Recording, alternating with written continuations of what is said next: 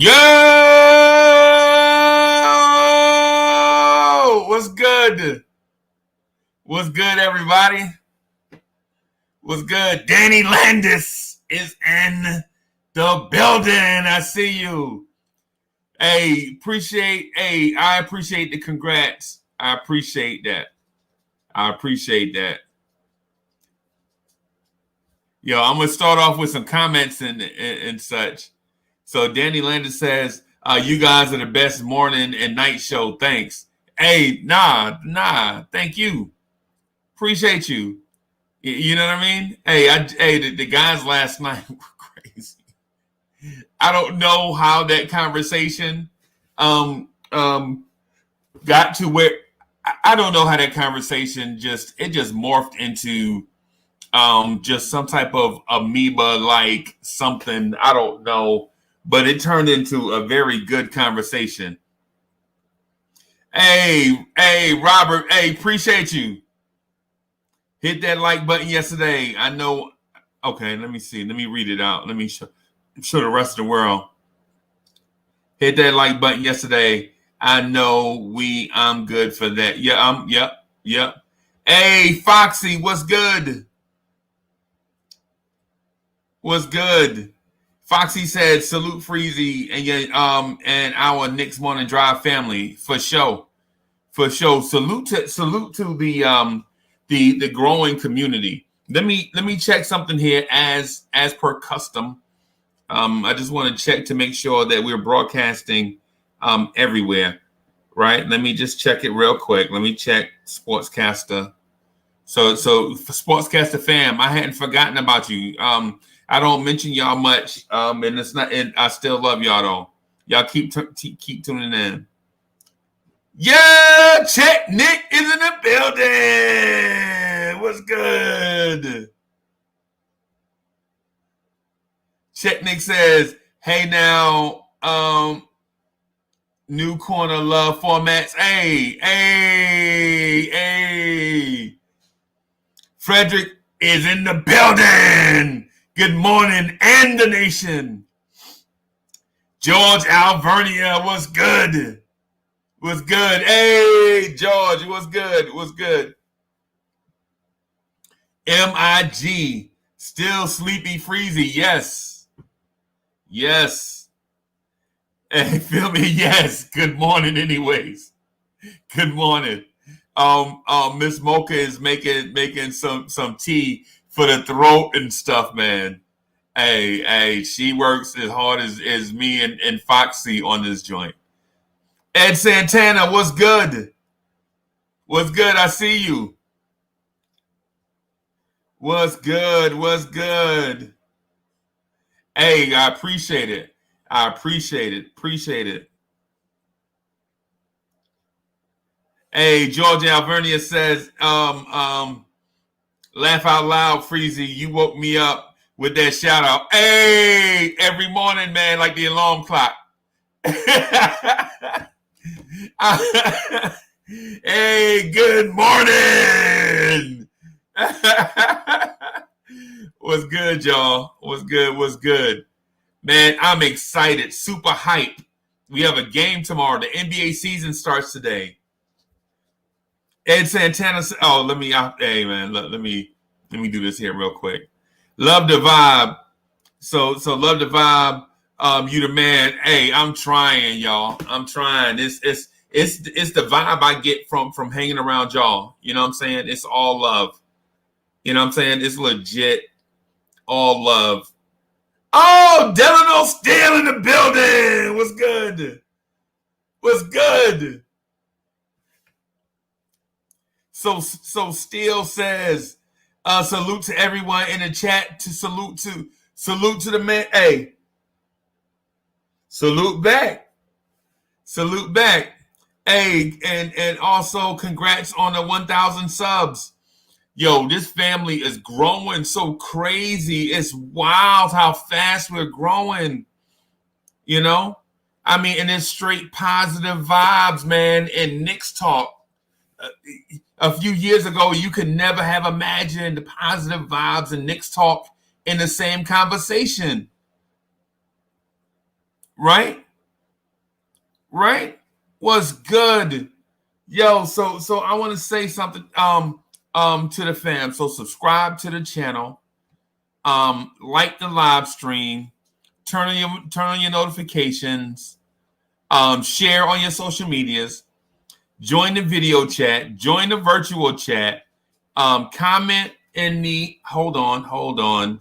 Miss Mocha does not like the camera. Hold on. Wait a minute.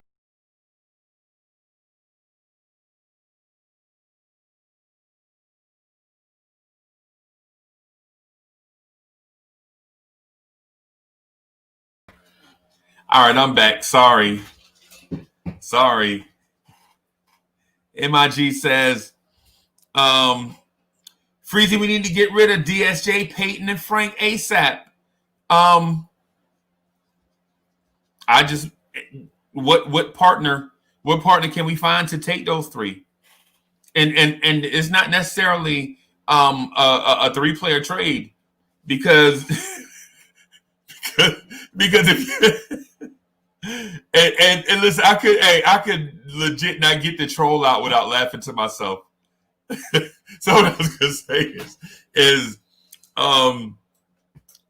I don't know how you're gonna get rid of 5 million and 3 people in one trade. Because if you can get rid of Elf and DSJ, but if you include Frank, you got to add 5 million Frankas to that deal. Because the Frankas are not gonna stand for that. The Frankas ain't gonna stand for that, bro. Hey, y'all trade Frank. And watch what happens. The Frankas are not gonna stand it. They legit are not gonna stand it. I'm telling y'all right now. Hey, so George Alvernia says DSJ and Peyton LOL can go now, right? Hey, look who it is. Hey, what's good, Prince? What's good? Let me add this thing in here because last night State of the New York Knicks podcast spammed me about adding the link to the chat. Hey, Tomas Abreu, what's good? What's good? Top of the morning. Yo, what's good? What's good, y'all? What's good? So State of the New York Knicks spammed me. Yes. Oh, Paris Duggar is in the building. What's good? What's good? Paris Duggar be asking those hard questions. Legit, like he hit me like Mark Berman would hit a Knicks coach. And I'm like, why you, Paris, we supposed to be friends, man. Why you Paris, why you hitting me with the, you know what I'm saying? You hitting me with the Berman type questions. I thought we were straight. You know, and so George, the reason why I don't pin the link, it's not because I don't want people to get in, but I have a message that I like to pin. And it's the subscription message. To subscribe, like, comment, share, join, turn on notifications, sharing your. I'd like to pin that one. You know what I'm saying? Hey, Paris is like, Paris is like, gotta keep us tight. Yeah, I noticed. Gotta keep us sharp. I noticed that. Hey, and I say that out of love, fam. That's not out of frustration. That's legit love. You know what I'm saying? I'm kidding with you, But yeah, man, some of those questions, I'm like, yo, somebody did their homework. So Delano Steele says, with the possibility of expansion, what cities would you like to see get an NBA team? All right, so let me do. Oh, Guzman! What's good? What's good? Guzman! What's good? Guzman, you better put that pound in the chat. I gave you a pound. You better give me one back. What's good? Hey, so that question was dope. So the thing, the city that I would like to see get a team is Kansas City. The city I don't want to see get a team is Seattle. And I have my personal reasons for that. And people think I'm not a hater of the Seattle fan base. They're passionate. I just think that the Seattle business people are slime balls. I think they're greasy. And the only way I like to see a team in Seattle is if somebody that's not from that area get a team and then run it from another location. I know that sounds weird, right? But I mean, whatever. If y'all remember how the Sonics left and why the Sonics left, y'all will understand what I'm talking about.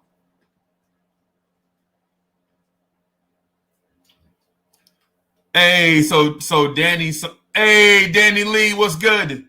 Morning, Freezie. My prediction is 10th in the East and make play in versus Washington 7th. Hey man, hey, I'm with you. I would love for anyway. I don't want to overreact. So, Danny Lee says Seattle and Las Vegas. I'm not a fan of Seattle at all. Not if Seattle business people are. It's something about that business climate that rubbed me the wrong way when I was watching things play out. The Tampa Bay Raptors, that's funny. That's hilarious. Right? But so here's the thing about Tampa Bay. How do the Raptors play in Tampa Bay when Florida was once the hotbed? Remember Orlando, I think, was the hotbed at one point? Hey, Lily Phillips in the building. What's good? Frank's days are numbered.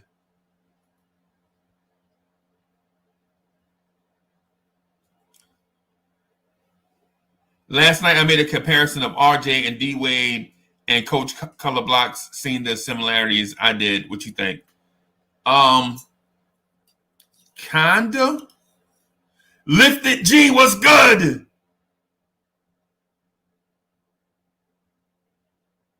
Yeah, hey Guzman, they did the fans dirty. For one, they should never have gotten to the point where the dude had to sell a team just to make money, right? They should have legit built the stadium, a basketball only facility, only for the Supersonics to keep them there. Dudes making all that money hand over fist, and man, look, man. Yo, Chris, what's good? What's good? Dripmore's in the building. What's good? Dripmore, you right on time. We having the conversation about the Seattle Sonics and why they left town, and what city would you like to see get an NBA team?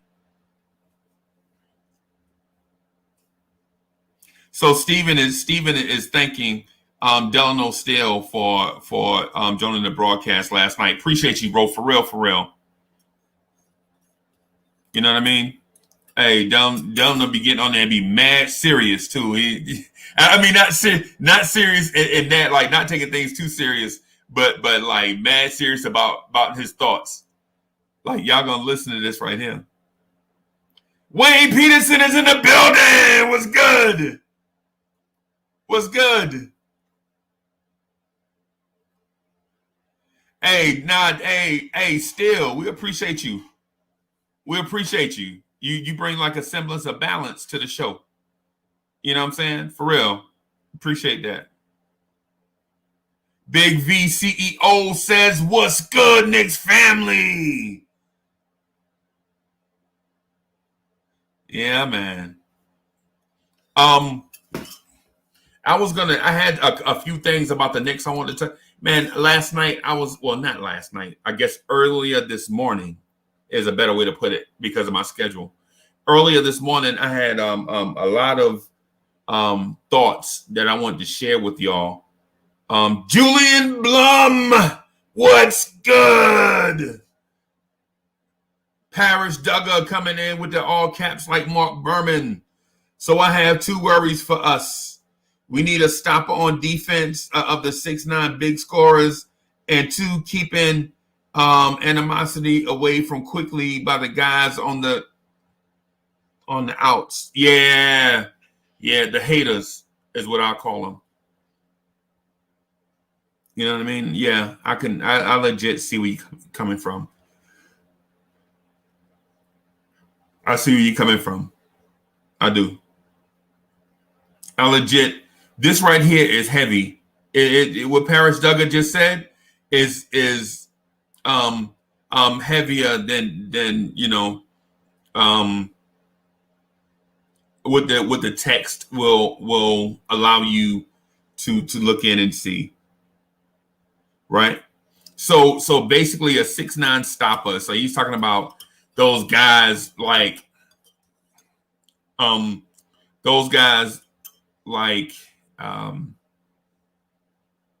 6'9", 6'10", 6'11" that can score and take you off the dribble and all those type of things, because we have a 7-foot guy that can kind of defend a little bit. You know what I'm saying? Not necessarily defend his on ball, but an off ball defender, kind of like Rasheed Wallace, kind of like a great off ball defender.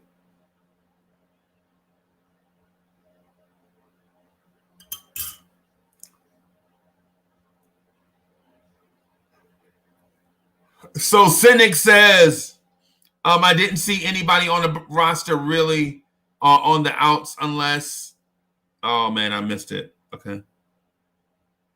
Unless Knox contract gets included in some kind of deal. Yeah, I don't know, man. I don't know.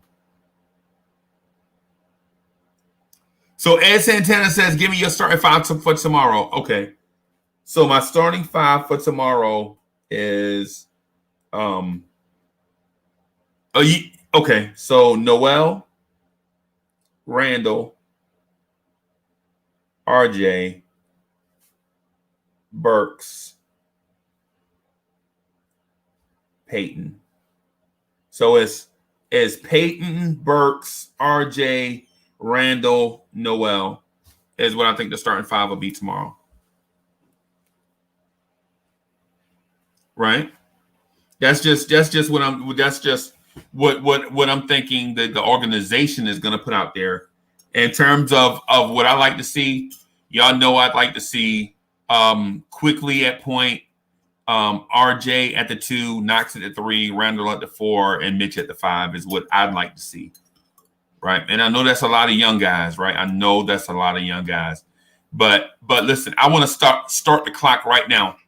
I don't want to start the clock in 2 years for these guys. I want to start the clock right now and let them take their bumps and bruises in a season that we're predicted to be that we're predicted to lose a lot of games anyway. You know what I mean? Like why legit continue to lose when, basically y'all know what I'm getting at. So Big V CEO said,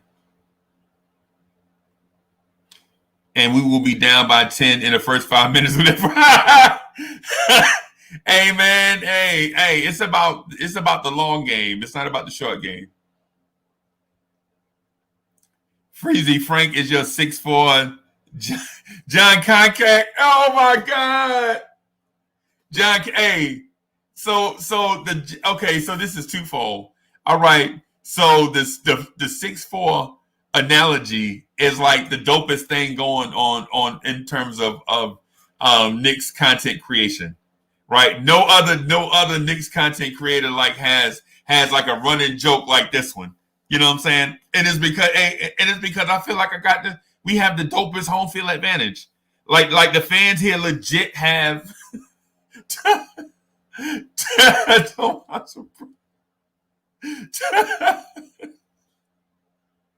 Yo, Tomas Abreu, let me do the show. Stop playing.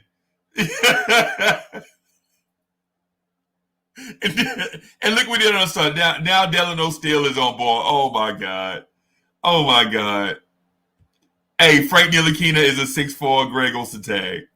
Oh my God, man. Hey, Tomas Abreu, look what you done started. Right? I'm trying to be serious here, man, and y'all playing. Y'all play too much. My man said a 6'4" Smush Parker. That's hilarious. All right. Man, my man said a 6'4" Brian Cardinal. Oh my gosh. Oh my gosh. That's crazy. So Paris Duggar says, got to keep Knox going by playing him a lot with Quickly. I think Quickly unlocks his confidence. I think so too. I think so. And you know what? And that makes sense, man. These dudes are like the same age, from the same school, even though they didn't play together. You know what I'm saying? Sometimes people just vibe together. You know what I'm saying? Some people just vibe. It's like your homeboys. It's like, you know, a dude like growing up, the dude next door may not have been your friend, but the dude down the street is your friend, is your homie. You know what I'm saying? You walk past, oh, Grandmaster Vegan is in the building. What's good?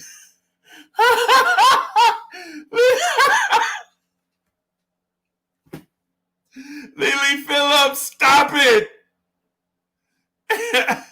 Lily Phillips is like Frank is a 6'4" Theo Ratliff. Y'all bugging. Y'all bugging. Y'all are bugging. Frank is never going to come on this show now. Frank is never going to come on this show. You know what I mean? Because he's like, so who's Theo Ratliff? Why were y'all calling me a 6'4" Theo Ratliff, Uncle Freezie? Randle is a 6'9" Uncle Freezie. No, man. You know, I'll pass that ball. I'm unselfish. You know, I'll pass that ball. Wayne Peterson says, that second unit gonna be special with Quickly, Bullock, Knox, Top, and Mitch. I think so.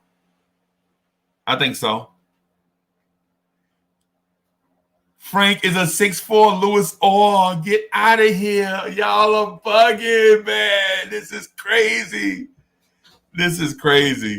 Big V CEO says Frank is a 6'4" Kwame Brown. Kwame Brown would probably get mad as hell. Kwame Brown's like, why y'all calling him a 6'4" me?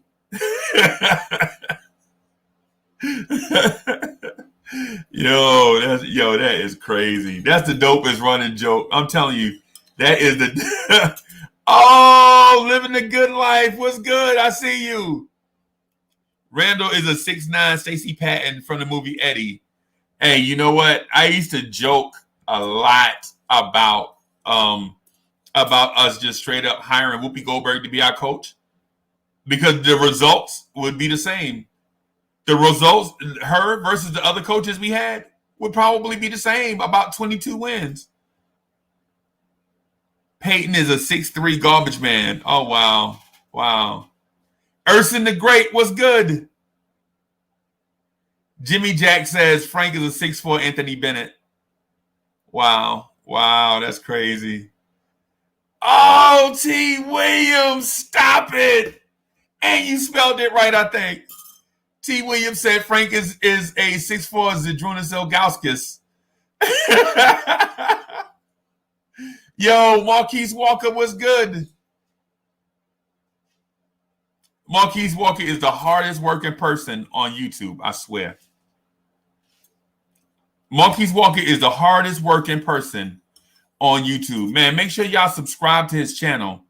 He's got a lot of dope content. Hey, Marquise, I ain't gonna lie. Here lately, I ain't been able to get up with you or even check out the content, man, because my schedule is so it's been flipped upside down.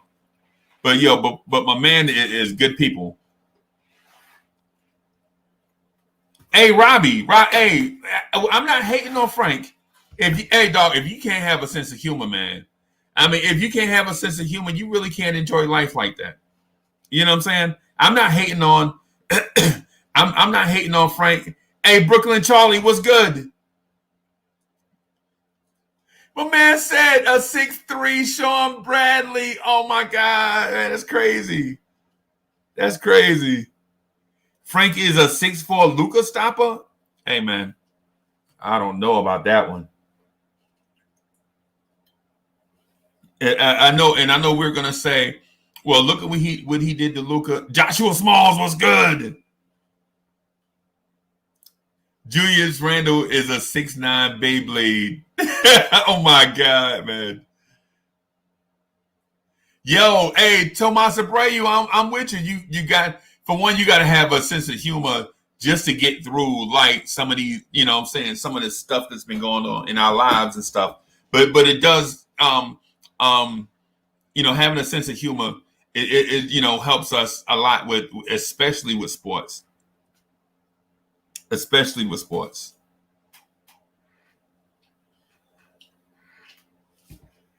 Frank is definitely a 6'4" Eddie Cain from the Five Heartbeats movie. Y'all, oh my gosh. Oh my gosh.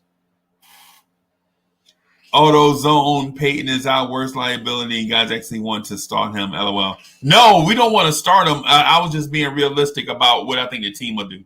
I don't.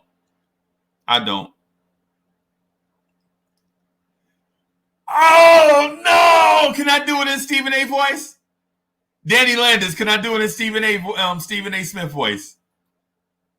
Can I do this one in Stephen A. Smith voice? Uncle Freezie, Frank is your 6'4" Rasho Nesterovich. Stephen A. Smith used to murder that name, man. Oh my gosh. Cynic says IQ is Ron Artest's doppelganger. You think so?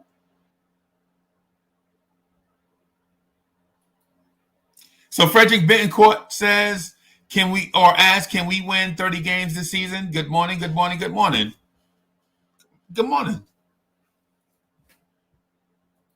Yes, we can win 30 games. Dripmore said, thank the Most High for Freezie. This gets me through my early days at work. Hey, man, I appreciate the love, man. I'm reciprocating. I'm reciprocating, for real. Reciprocating. Y'all, this does just as much. If it does something for y'all, it does more for me. It gets my heart going, man. You know what I'm saying? That we can legit get together and you know what I'm saying, hang out for a little while and talk Knicks. Delano Steele says, I believe we can win 30 games. I think so too.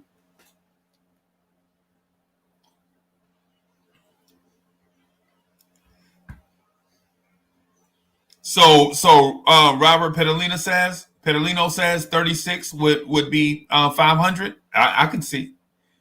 I mean, I understand the math. I don't know if we'll get there though. Brooklyn Charlie says 34 games? I don't know, man. T-Money Kazoo was good. Joe Curry was good. Simon Ball was good. Simon Ball says, all I saw was butt. So I'm assuming I'm going to get my head cut off. Freezie, I love you, bro, but I'm still not over you saying the Bosch was better than Mikhail. We'll have to discuss that. Ala Wise is in the building. David Parker was good.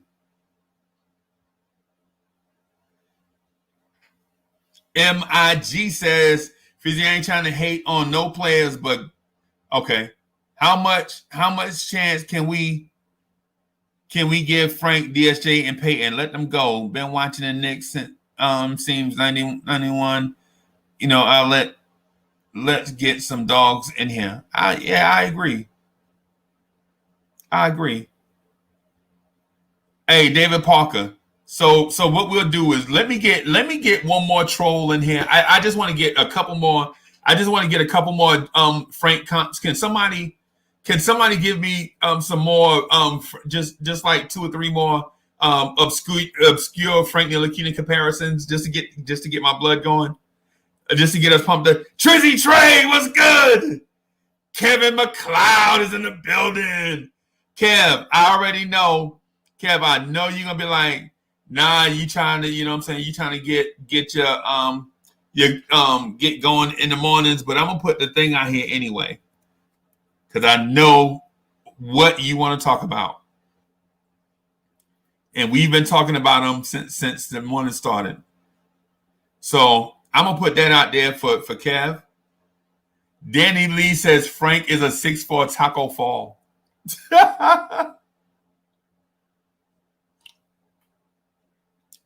David Parker, I'm gonna get to this topic right here. I'm gonna actually get to it next. But I wanted to get yeah! Look at that. What's good? Hey man, what's going on, man? Got a few more hours till tomorrow, man. A few more hours. Hey. Partying on the mothership. Put a gliding that stride in your hip and come on down to the mothership. Ain't that what George Clinton Funkadelic used to say, man? Some P-Funk. Some P-Funk. Right. They don't know about that. The youngins don't know about that, man. They don't know about man. that. Oh, man. Hey, so Scales. So the chat has it. So the home field advantage has the running joke. They had the running joke of the Frank comps, right? And at first I was like, is this thing gonna have some life? I was like, yo, we can laugh and whatever, because I talked to Foxy about it, and Foxy Foxy was like, yo, a player's gonna want to come on, especially after they see how you do, Frank. You know what I'm saying? And I was like, yeah, I don't know if athletes feel like it's a friendly environment, especially the way we trolled Frank. But after a while, I mean, it just keeps on going and going. It's like hilarious. Yeah, it's it is what it is, man. I mean, I've come to accept just accept that you're gonna have people that just don't like the dude. That's all right. Right, but this right here though is less about like a dislike, Kev. I think this is more like, what I'm saying, just joking around, playing. Like, I don't really legit see any venom to it. Not with most. I mean, and it's like real life. Like, no matter what you do, some people are just not gonna like you, regardless what you do. Absolutely. But the thing with Frank is, David Parker said Frank is a 6'4" Frank Burkowski. So this is less about that and more about just jokes, man. People playing around. Well, here's the thing, Freezie. Here's the thing. Tibbs and the coaching staff, they have they're going to make their final their final decision or whatever to find out where the best place for Frank is. And if he's not on this team, he's not on this team. You remember I said yesterday, my loyalty is for the Knicks logo. That should be like that for any team. I mean, I was so high on Porzingis and everything when he was here. Now that he's gone, I got no loyalty to him. I was the biggest. I think the only player that I'm truly loyal to, even when he got traded, was John Starks. And you and I know that goes way back, way back for us and everything. These guys now, it's like, we love them when they're with us, what we're supposed to, because they don't embarrass they don't embarrass the team socially. They may not have the best they may not be the best player on the court and everything, but they're still Knicks. So we try to support them as best we can. Once they're off, they're like a second, they're like a second after an afterthought pretty much. So because they're not Knicks right now.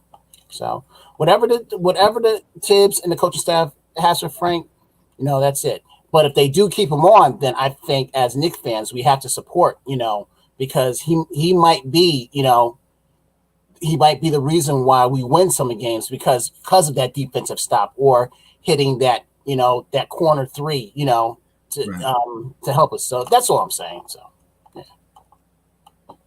Well, the thing about Frank, man, and everybody knows my stance. I have to reestablish a lot and reboot, and not just because of trying to drive my point home to you, but the home field advantage is growing. So a lot of people don't know my stance because of the growth of the channel and things of that sort. So, which you're doing a great job of, man.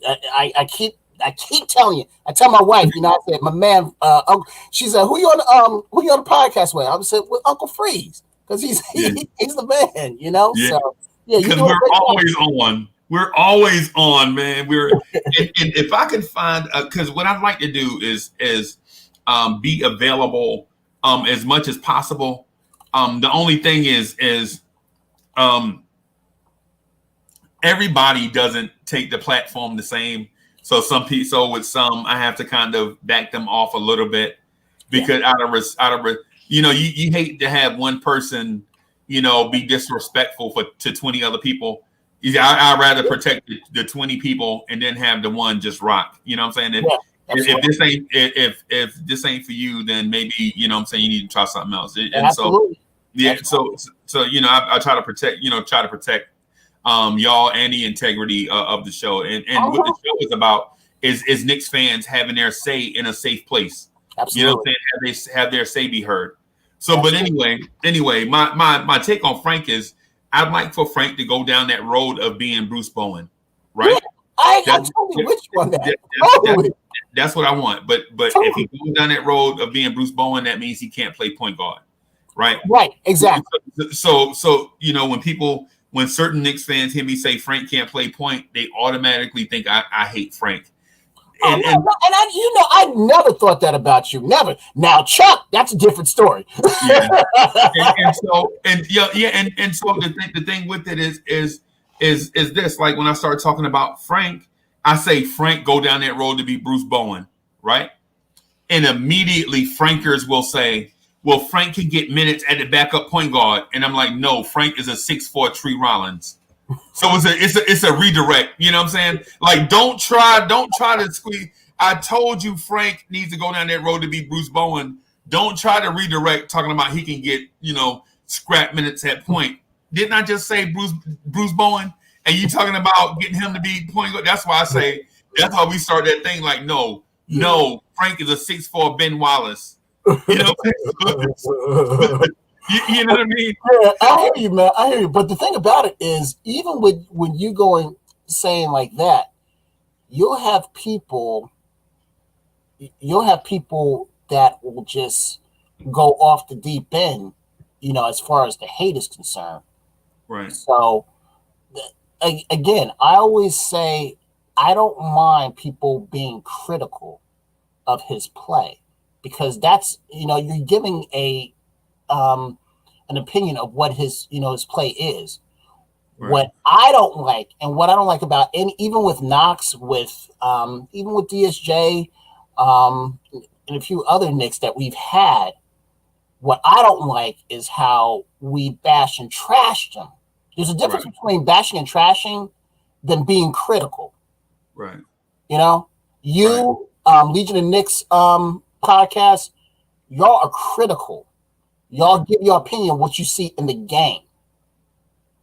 Other guys will just bash and trash our players, and that I don't like, especially when they're playing for us. Right. That's basically it. Let me shout out Boost Mobile. Boost Mobile, what's good?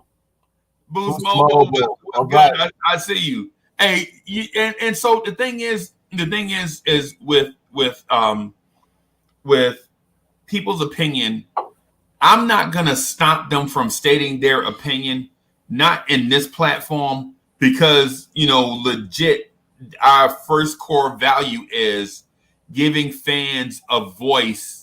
You know what I'm saying, to be heard, giving them a place to vent, giving them a sounding board where they can legit come and be heard. You know what I'm saying? So I can't come on and legit say, if your opinion doesn't line up with my opinion, you can't state it. No, not at all. You know what I'm saying? Yeah, so sometimes I have to legit sit through varying degrees of the same opinion, like kind of how you and I sometimes, like me and Ron Cleveland sometimes, like I want Frank to be a Knick. Ron Cleveland wants Frank to be a point guard. I have to sit through that because the legit our core value is this is a place for people to come. This is their sounding board, right? And I'm not saying that Ron Cleveland is wrong. I'm just saying we have varying degrees of opinion for Frank. Like I want Frank to be a Knick. I just don't want him ever playing point guard. Right.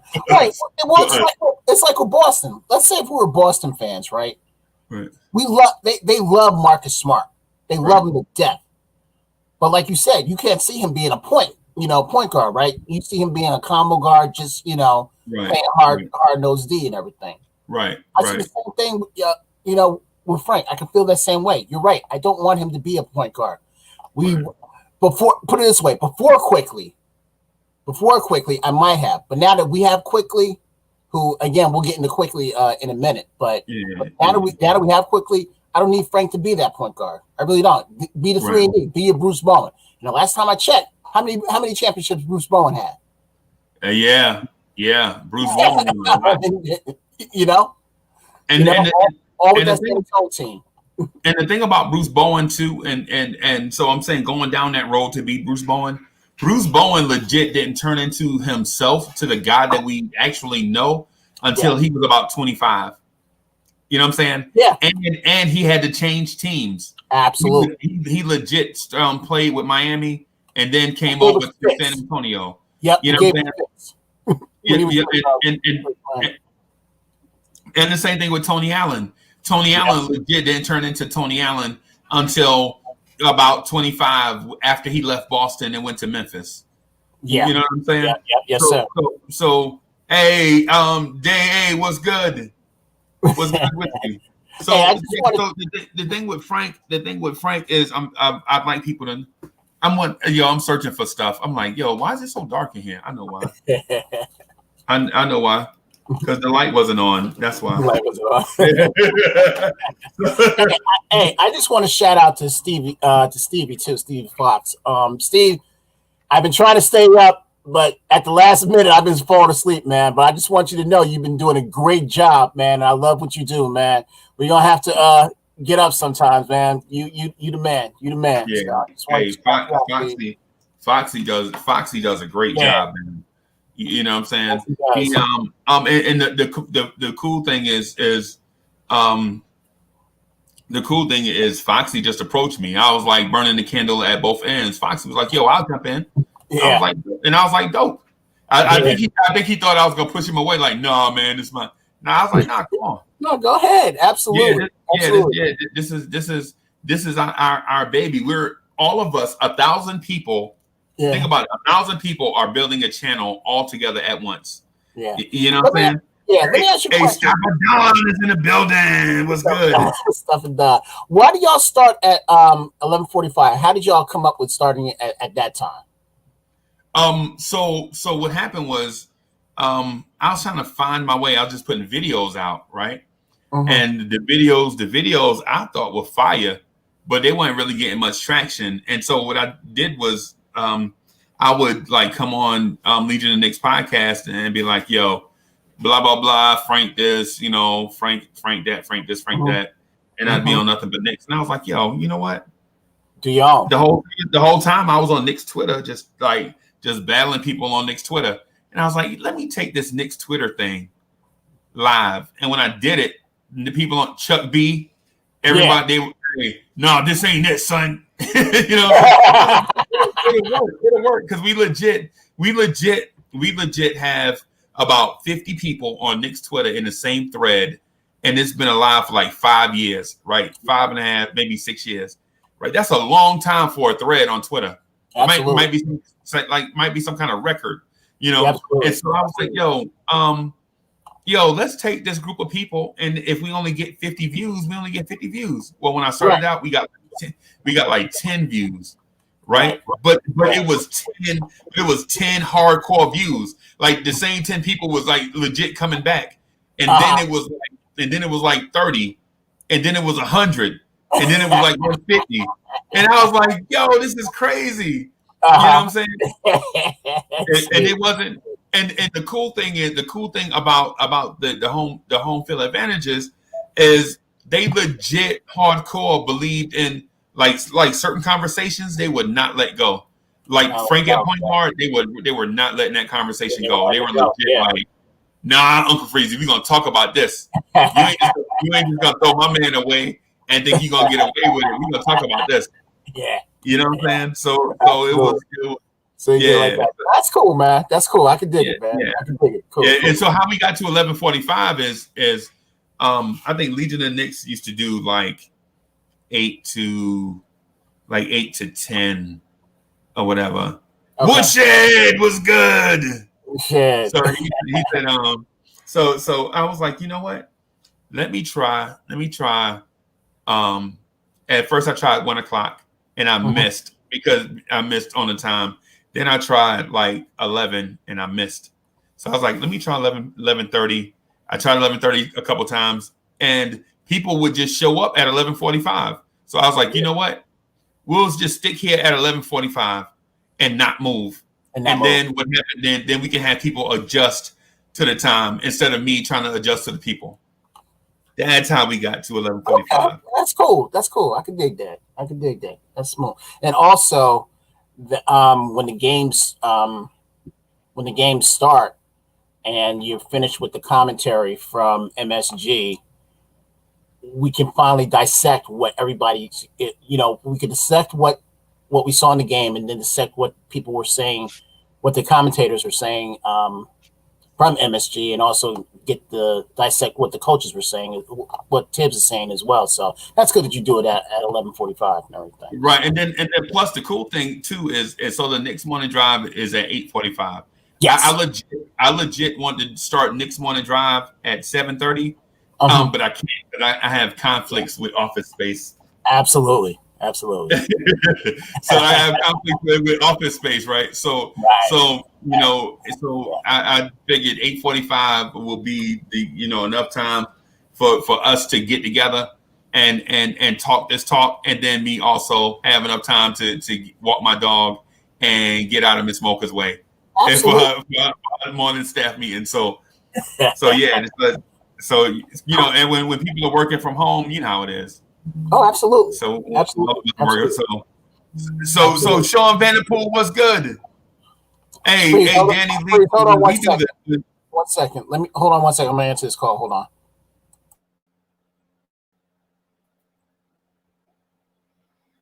He talking to us? Kev, you talking to us? What's good? Oh, you got a call. Okay. Yeah, so I want to get a telephone line so I can talk to y'all. Right? It's gonna be crazy.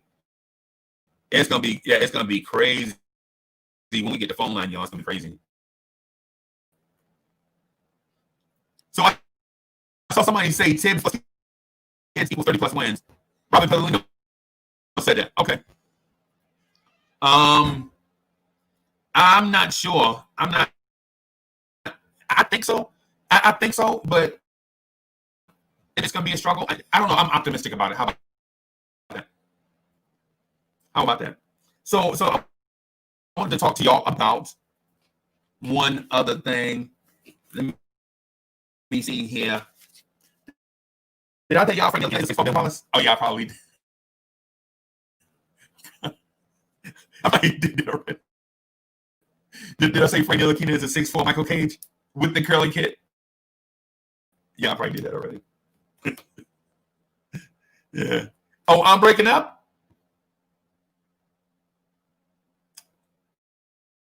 Oh, man. I'm breaking up my audio. Let me test it.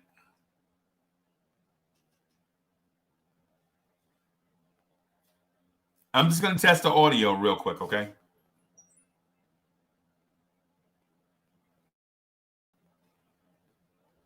I'm just going to test the audio real quick, okay? I'm coming in fine on YouTube.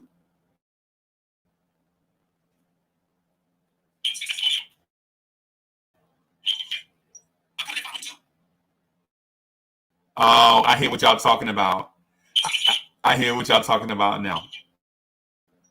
I hear what y'all talking about now. I sound like a yeah. The audio is in and out. Yeah, it's scratchy. Yeah, it's not McDonald's Wi-Fi, man. It's the Cornerstone Wi-Fi, man. You know what I'm saying? It's 2G. Yo, let me see if I can make adjustment. I'm trying to make an adjustment.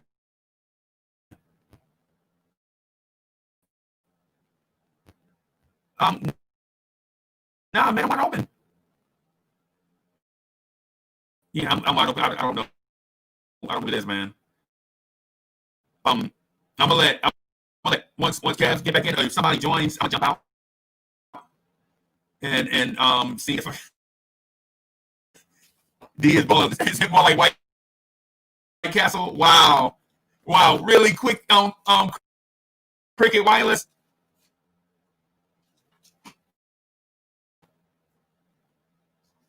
Yo, hey, you know what, Frederick? I think it's less about me being plugged into that and more the device I'm using. So I'm using a cheap laptop to do it. So let me see here. How about now? Still the same?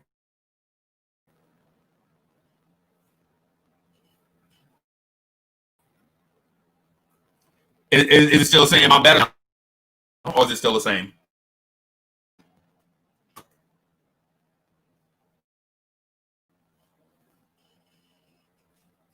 James, don't it's supposed to be hooking me up. All right, let me try something. Let me try something only an LG phone. That's a bit better. Same. Hold on. Let me try one thing. I can do this. I hit my screen, but I'm gonna try to reboot something and come right back. Okay, I'm back. I apologize. Hey, Kev. Yeah. Hey, I'm gonna step out real quick and try something. Just try something a little different. Okay. So that I won't sound so bad. Am I sounding terrible still? Well, honestly, I had the mute button on. Right now, you sound good. Right now. All right, I'm gonna step out for just a second, but I'll be right back. Okay. Good. Hey, how about I do this? I'm gonna tee you up with a question, right? Okay. And so and then that way you can go in on it while I do this. Okay. Right? So what happens if Quickly is anointed the starter, right? Yeah. And Frank Ntilikina is bumped out of the rotation? What do you do then? Well, I have to support whatever the coaching staff is saying, because he doesn't. How can I put this? If the coaching staff feels that they had to bump him out, that's what the coaching staff says. I mean, personally, I don't think they should or they have to, because if Tibbs is so big on defense, then he should keep him in there, because you might need that quality stop, and Frank does that for you. So, but if he bumps him out the rotation, I mean, I'm not going to stop my feet and pout and everything. They have a reason that he's not in there. So I have to go with the trust that Tibbs and the coaching staff knows what they're doing. Now, if this was Fizdale, yeah, it'd be a different story. But this is Tibbs, who's a champion as an assistant, who won Coach of the Year. I don't know how many times. I'm sure somebody in the chat can tell me. Who's had great teams. He's coached great teams. So I have to trust what he says and what the coaching staff says. I mean, this coaching staff has 10 times more credibility than what we've seen. But like I said, if he's out of the rotation, he's out of the rotation. I can't really cry, pout about it or anything. But stranger things have happened. So that's pretty much it. Let me see who else we got in here. Fizdale was a champion as an assistant too. Yeah, he was a champion as assistant as well. Joshua Smalls, but, and there's a big but, Tibbs was a coach of the year as well. So, and Fizdale, I mean, yeah, he was a champion, but he wasn't, the architect as Tibbs was. Right. How many times was Tibbs was coach of the year at one point, right? Tibbs was coach of the year? Yes. I think they won 60 something games. I can't remember what the number was. Yeah. I think maybe his second year or third year, probably. I mean, I don't know. But he got those Bulls teams. You hated to play those Bulls teams. You really did. Hey, the irony to that is the Knicks with that Raymond Felton the year. I think Tibbs won the coach. I think he won the coach of the year. The year we traded for Delano, right? 2011-ish, I think. Thank you. And that year, the Knicks would give the Bulls headaches. I think we beat the Bulls 3 out of 4, or may have split with them, and our team was trash. Okay. And the irony is we used to shoot the 3 and D'Antoni's system. Right. Hey, real quick, Foxy said he won it once. So already right there, that shows he has more credibility than what Fizdale will ever be. So there you go. And I'll tell you this much, Tibbs ain't gonna let us be blown out by 20 and just smile about it. That ain't happening. He's going to stew. He's going to be angry. He's going to have a blood vessel, busting in his head. He ain't gonna let that slide. So right there, that's going to be the big difference between him and Fizdale. So right. So what I wanted to do is kind of for a little bit give our common issues a break just for a little bit, because we'll have the rest of the season to talk about some of the topics that we kind of like to like our favorite topics. What I wanted to do is talk about a few other things, right? Okay. Just introduce some other stuff and see if living a good life was good. Just see if okay. So I saw a picture of Kevin Knox and Obi Toppin. Yeah. and Kevin Knox looks as if he's 6'11". If Obi Toppin is 6'9", Kevin Knox legit looks as if he's 6'11". Now, what that means in the grand scheme of things, nothing. It means he's an inch shorter than Mitch. That's all. So that means he's taller than Nerlens Noel, right? Yes.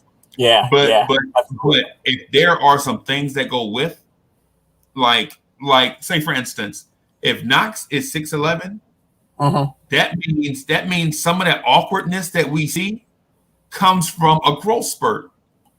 You know what I'm saying? You know how people say Knox it can't walk and chew bubblegum. Like Knox looks for doing stuff. Yeah. That may be because of a growth spurt. And it happens. It happens.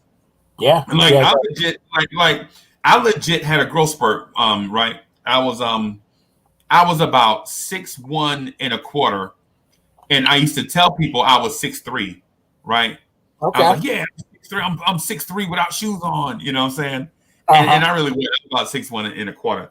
But then I went to go get my physical, and the doctor said, "Hey kid, you're 6'3". I was like, nah. The nurse wrote the marker on the wall, and I looked, and I was like legit 6'3". So like, wow, you know what I'm saying? And then later on, I used to tell people, I'm 6'5", and then I went and got measured, and what I'm saying, the doctor is like, bam, Uncle Freezie, you like 6'5.5". And I was like, wow. So I was like legit saying it, and then I wound up being it. But as a kid that grows, all you read like all I used to like for instance, I used to go through a growth spurt, right? And I used to do weird stuff, like just constantly pull my sleeves down. I'm like, what's wrong with this shirt? You know, so like pull my. But the thing about the sleeves were too short because I was growing and didn't know it. You know what I'm saying? So I think it's the kind of the same thing with, hey, Andy, what's good? Ninja. I call him Ninja Andy. You know why? Because for the simple reason, we can be on Twitter, and I'll be either talking to you or Gil or whoever, and he'll come up and say, "Oh, you missing me, right?" That's why I call him Ninja Andy. So don't let it fool you, man. This guy, man, he's the man. He's the man. Hey, Andy, what time is it over there right now? It's 9:45 over here. What time is it over there? Yo, Andy is the man. Yeah, he is. Andy is the man. Love his insight. Everything. All right, so I heard a little bit yesterday when I was listening this morning. Who do you want as your starting five?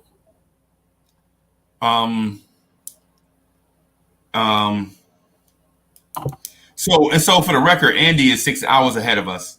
Oh, he's 6 hours. Okay, ahead. Okay, so yeah.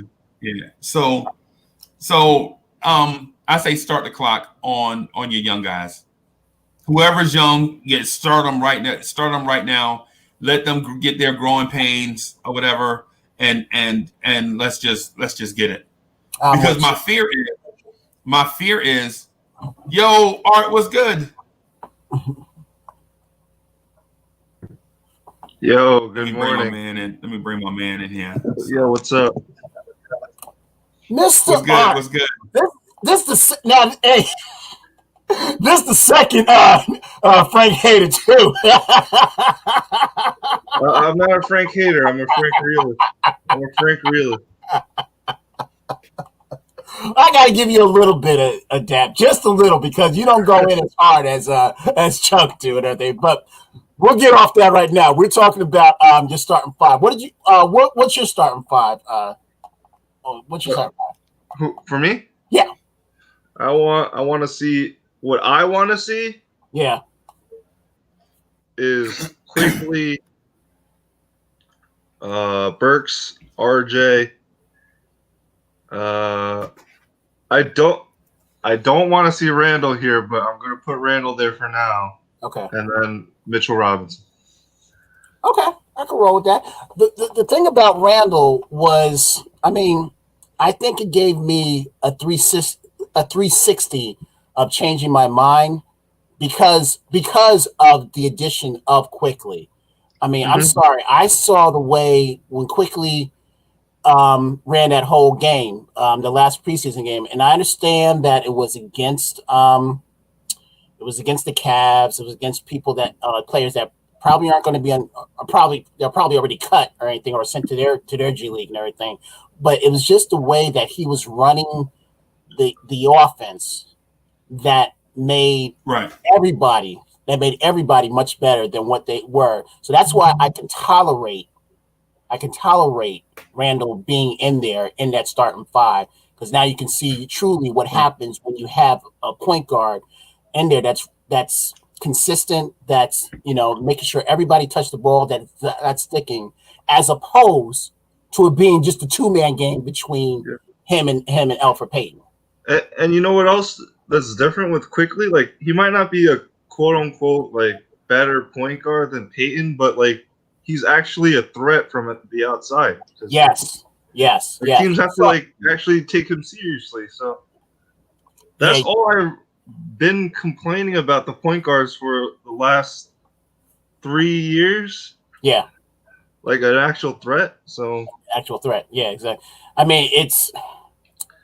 It's night and day. Like that's why I get mad about Frank Ntilikina, because like he's not aggressive enough, like consistently. Yeah, in his defense, towards the end of the season last year, he was trying to be that, and then it got taken away.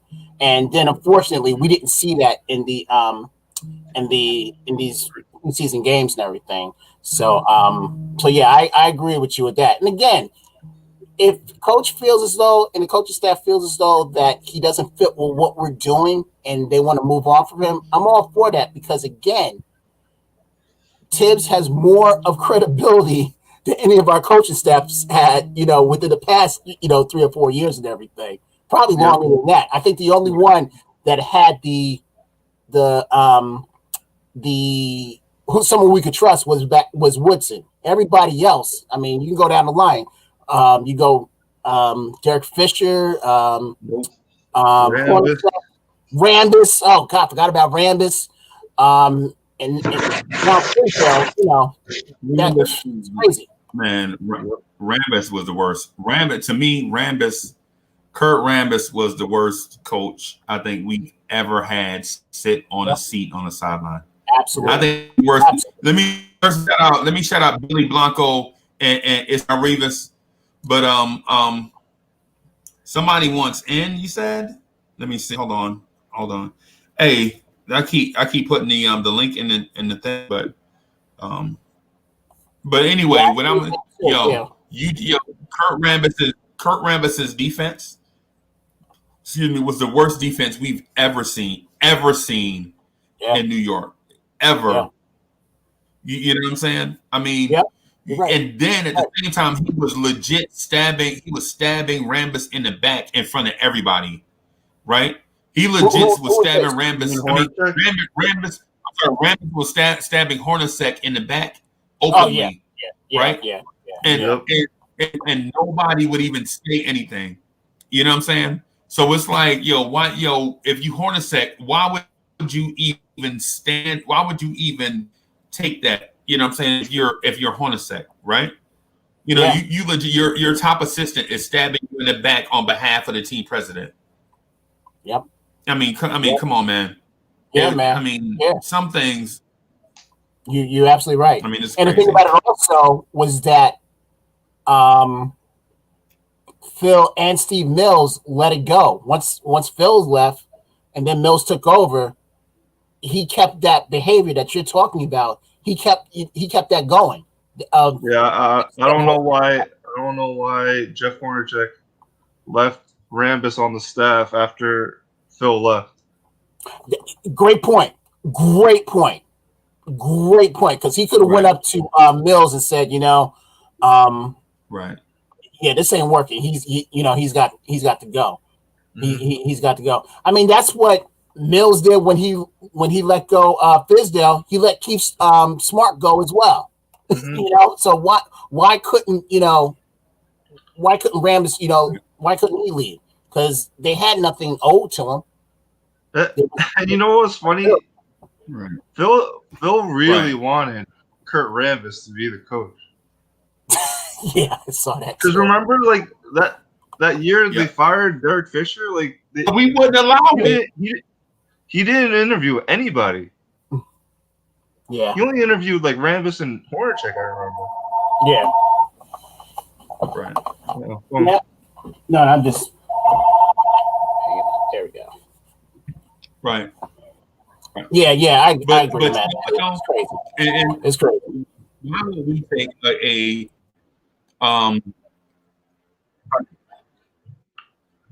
So why would we do be in a situation where the Knicks have been losing forever and take the dude with the worst head coaching win percentage in NBA history and make him our coach? He legit took over the Timberwolves and put them into the ground, right? Uh-huh. And then we pick him up like, oh man, he's a diamond in the rough. Minnesota's a grease fire. Minnesota's a grease fire. You know what I'm saying? I mean, come on. How are we gonna say Minnesota's? Hey, Uncle Freezie, what about us? Hey, Freezie, looks like you're freezing out a little bit. But I wanted to touch on a couple of other things. Yeah. Classic Freezie, man. Yeah, but Odie, you're totally right about Rambis, man. He was the worst, man. He was totally the worst. Totally. Mm-hmm. But we're in better hands now, so. Hey, you back? Freezie, what's going on, man? Thanks, man. So here's one thing. Even in the morning, I'm not for sure. Now in the mornings, I'm usually better. I don't know what's going on, man. It's crazy. It's crazy. But let me ask y'all this: are we going to be in the same place we normally are in a year and a half, 2 years? Are we going to be looking for a new coach and team president in a year and a half, 2 years? No. Hopefully not. No, I don't think so. I don't think so either. The way Leon Rose has put people in position. I mean, it seems like he did a 360 of everything. The only holdout that he has is just Scott Perry, and that's it. Everybody else, it's handpicked by him. You say again? They're like handpicked. Like they all have some sort of connection with Leon Rose. Well, I think also because he's dealt with these people before as well. So it's like he's probably saying, boy, if I was ever a president of an NBA team, I know who I would, grab. I would grab this person. I'll grab that person. Grab Worldwide West. Grab him. So I don't believe that he is going to that we're going to be looking for another coach and another front office. I think this front office is going to be here, for a while. And the thing about it also, Odie, is that we have people in place with a basketball mind. That's the main thing. We have them, we have people in place that have that understand the game, that understand what it is they're trying to do, and what it is that it takes to be a successful team, pretty much. I mean, we hit rock bottom. We hit rock bottom pretty much. Yep. And I'm glad, that our owner said, you know what, I got to get rid of the retreads. I got to get rid of, the bad blood and everything. I got to put somebody in here that, that knows what the hell they're doing. And I think that's what Leon Rose is. Even if it is Leon Rose's first time as being a president, again, he has seen, what these other guys have done, what it takes to, he's been dealing with presidents for years. Yeah, exactly. So, and then to have the right coach. I mean, well, let me ask you this, Odie. When we were doing our coaching search, who are you pushing for? I was actually pushing for Mark Jackson. Are you pushing Mark Jackson? Okay. Yeah. There's got to be a reason. I mean, he's been blackballed.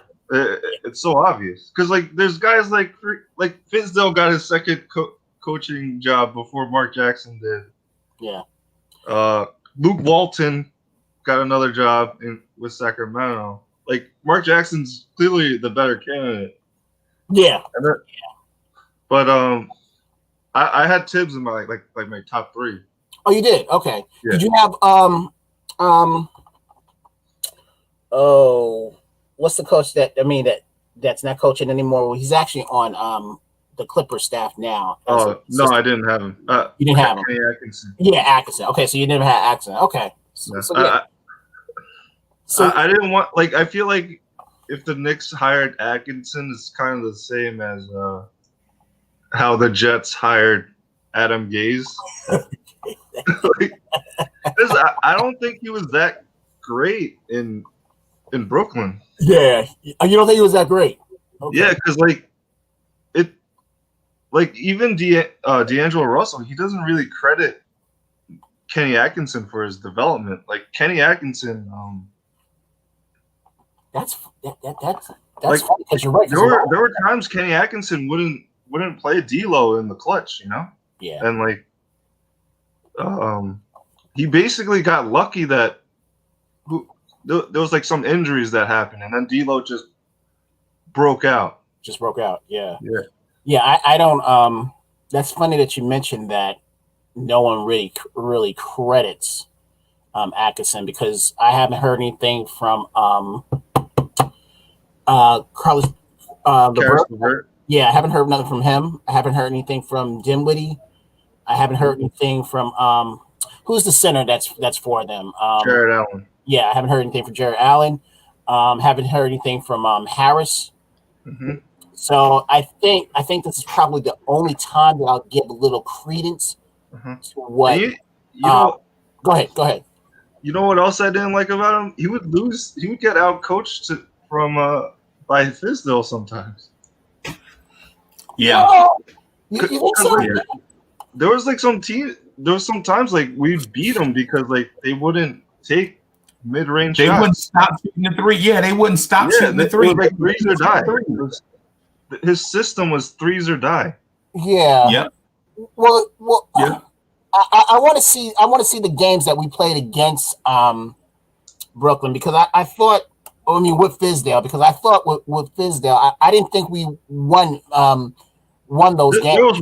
There was one game we lost because Fizdale thought it was a great idea to put Tim Hardaway on Karis LeVert. Yes, I remember that. That I do remember.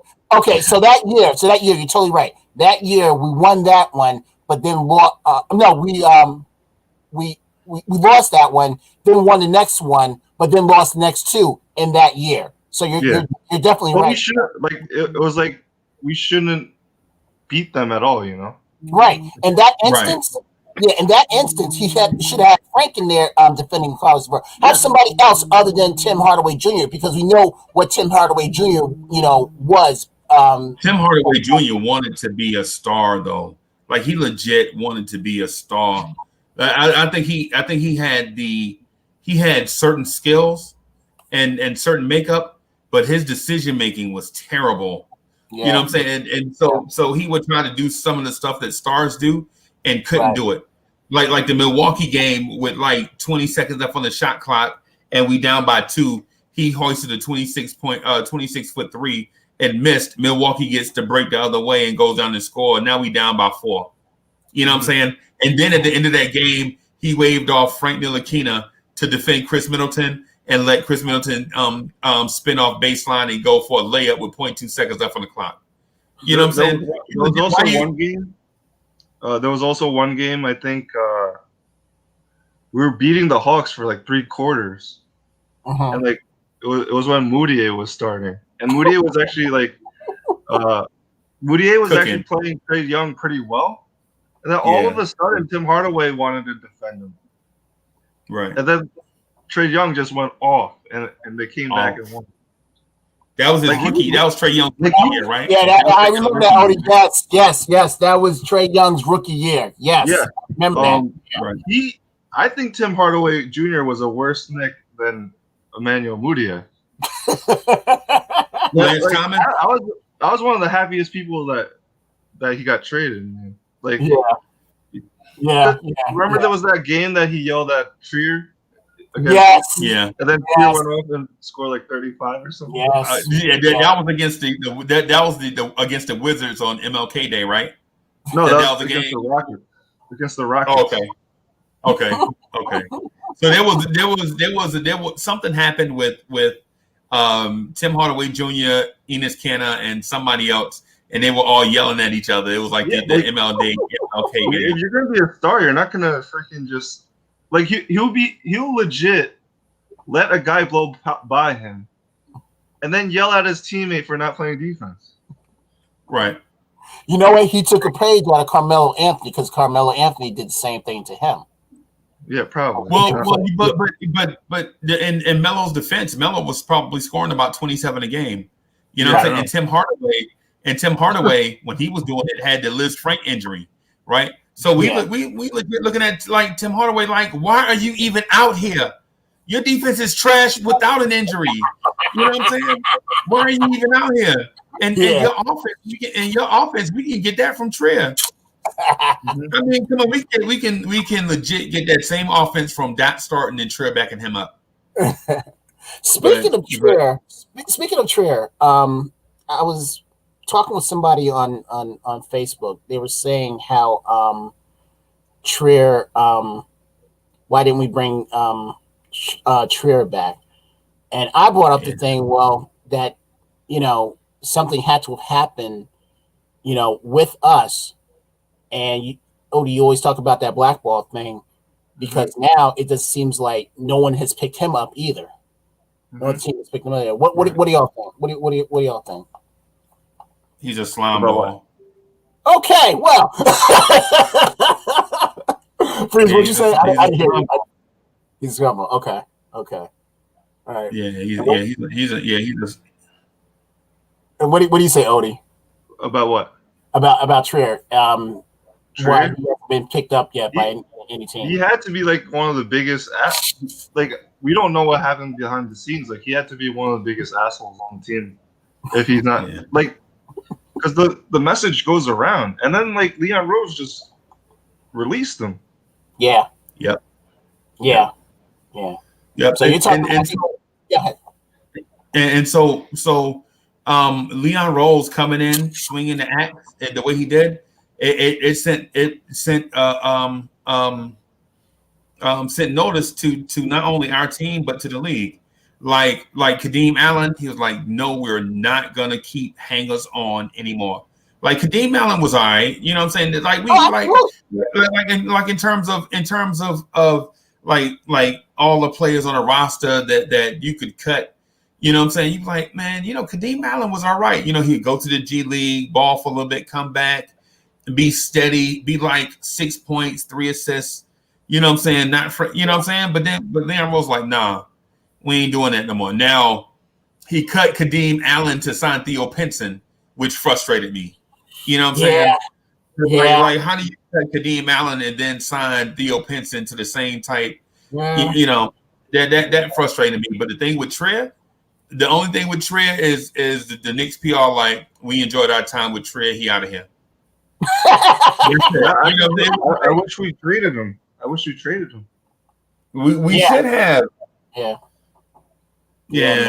I agree. Like, he would still. I guess it's either teams didn't try touch him, like we're interested. But I don't know.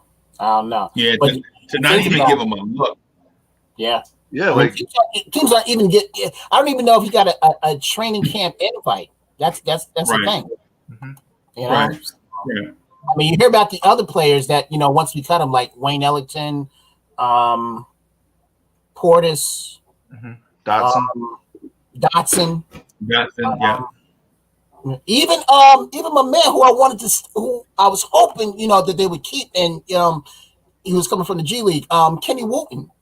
Even though he got cut by Houston, so that tells you a little bit something else as well. But I would bring back Wooten. I would instead and waive Spellman, that boy Spellman. Right.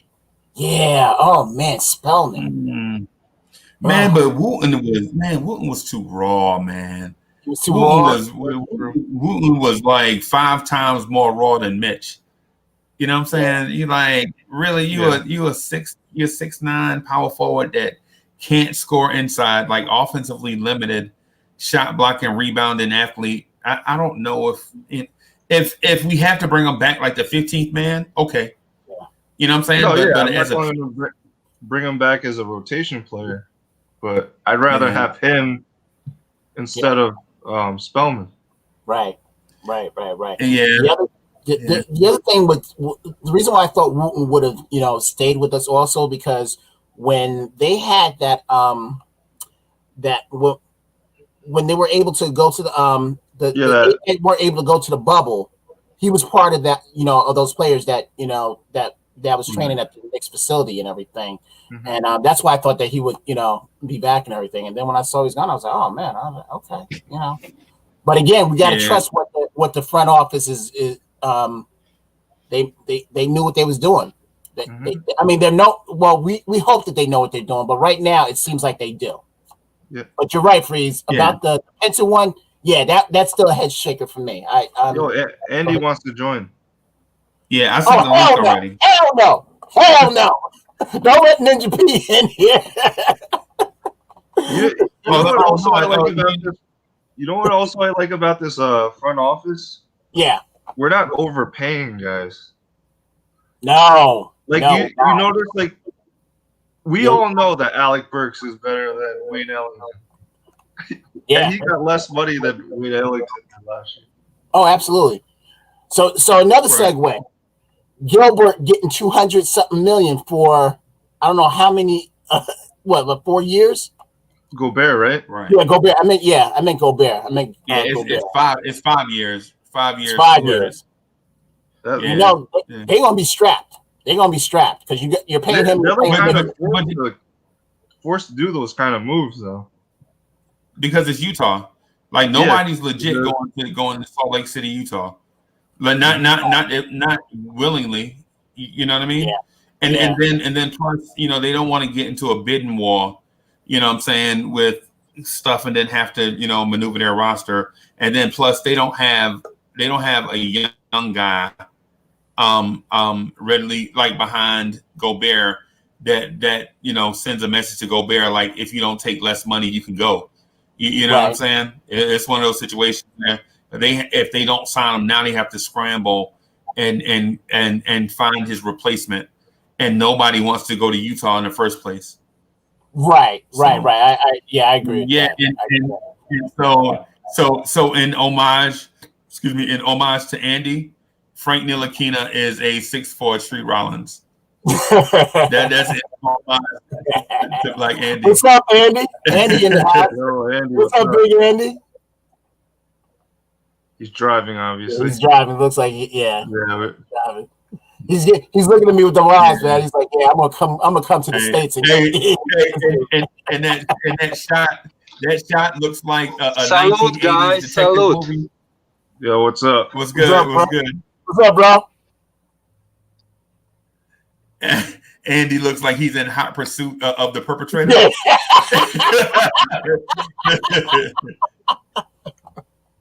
But yeah, I see what you're saying. Yeah, exactly, Freezie. What up? Yeah, man. So we were talking about and you probably heard. So we were talking about yo, guys, Wooten. Did you? I didn't hear like the last 2 minutes.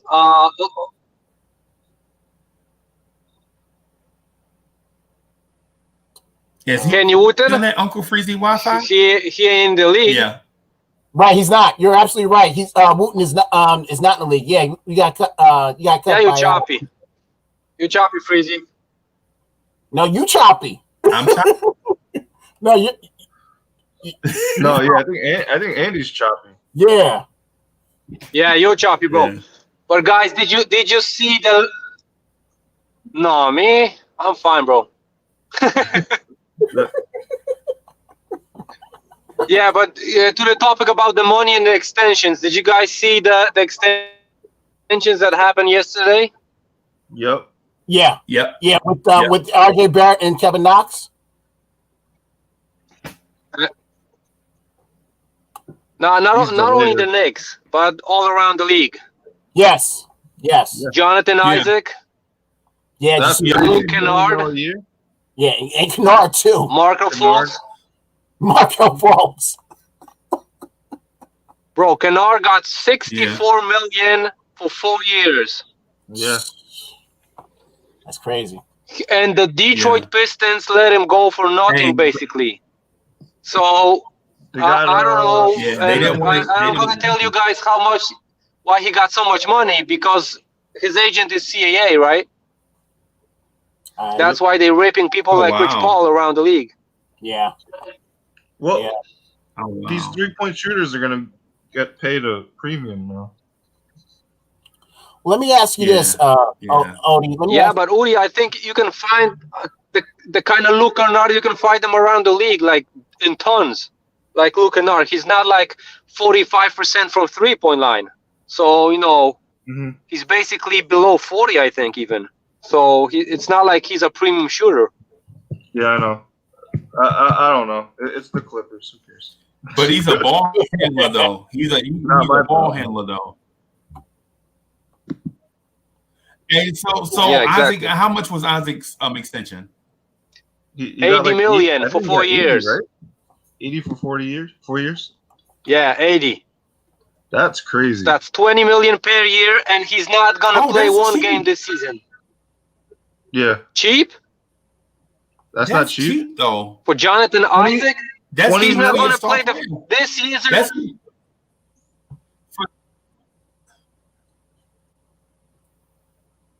Freezie choppy. Yeah. No, Freezie's definitely choppy. It's you, Mr. Andy. Ninja Andy, it's you. Nah. Well, not now. Bro. I'm fine. Yeah, now you're fine. Now you're fine. Yeah, but 80 million for Jonathan Isaac is like, wow, I'm like shocked. Yeah. I'm shocked at that money. And isn't he coming off of an injury? Didn't he tear He's his not going to play the whole season. Kevin, he's not going to play this whole season. And he's injury prone like worse than Frank, bro. Yeah. Yeah, but the only difference is that he's playing meaningful minutes, unfortunately, for that team and everything. So, but when you say that he's not going to play the whole season, you mean he's hurt right now, right? Yeah. Okay. Yeah, he's hurting right now, and they applied for the NBA trade exception for him, and they got it. No, not exception. How do you call it? Yeah, the player. Yeah. Right. Yeah, the player. Yeah. So they got it for him. So they did that and also paid him as well. Yeah, that's wild. That's wild. You're seeing these small market teams paying their players. Yeah, basically it'll amount to 30%. Yeah, but would you really consider Orlando a small market team? No, what is it? Kind of. It'll amount to 30% of the. What'd you say, Freeze? Repeat yourself one more time. Yeah, but it'll amount to 30% of the player's salary, so they get a break there to find another player. So okay. They got only 3.8 million for him because he was when they applied, he was on his rookie deal. Mm-hmm. Right. This is his third year, right? Yeah, definitely. Okay. No, it's his fourth year, I think. It's fourth year? Yeah. Oh my God, okay. He was in the Ntilikina draft. Definitely. Orlando is definitely a small market team. Yeah, that's why Dwight didn't want to stay. Yeah. You guys hear me? Yeah, I hear you. Oh, okay.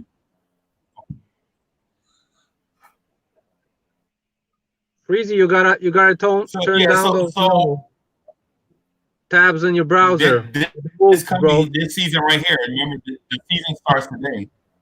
Yeah, the season starts today. Yep. So it'll be his fourth year. Yep. Yeah. Who plays there? The Warriors and who? Yeah, man. So in terms of yeah. I think the Lakers are playing today. Warriors, Nets, and I turned Lakers. the cam off just to see if the audio will come through better. Is that better? A little bit. A little bit.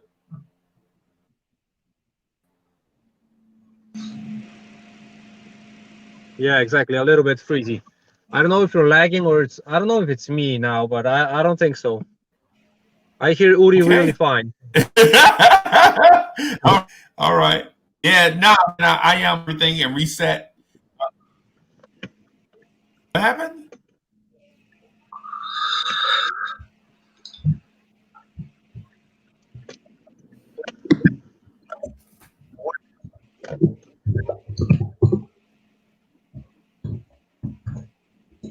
Where did Kevin go?